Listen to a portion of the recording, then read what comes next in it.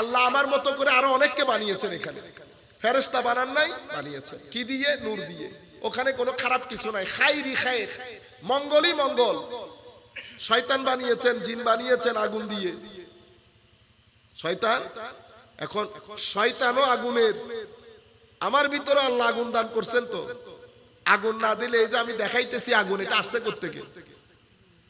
শয়তান আগুনের, ফেরেশতা নূরের, জীবজন্তু সব পানির, আমি মাটির।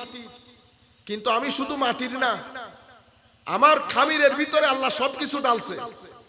আমার খামির যখন তৈরি করতেছেন, সেখানে পানি লাগছে, মাটি লাগছে, হাওয়া লাগছে, আগুন লাগছে, অতঃপর সেখানে আল্লাহ রাব্বুল আলামিন নূর দান করেছেন। সেই কারণে আমি ফেরেশতার বৈশিষ্ট্য ধারণ করি, কিন্তু আমি নিরেট ফেরেশতা না।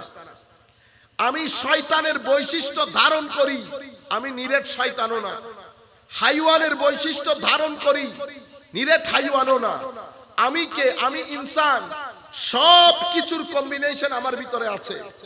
এখন আল্লাহ, আমি এখন কি করব? আমার আল্লাহ কি করলেন? হেদায়েতের জন্য কোরআন দিয়েছেন, কোরআনের জন্য তরবিয়ত দিয়েছেন, প্র্যাকটিক্যাল নমুনা। কোরআন তো আমার জন্য, কোরআন একজন পড়ছে তো আমি শুনছি, কিন্তু আমি প্র্যাকটিক্যাল নমুনা দেখতে চাই।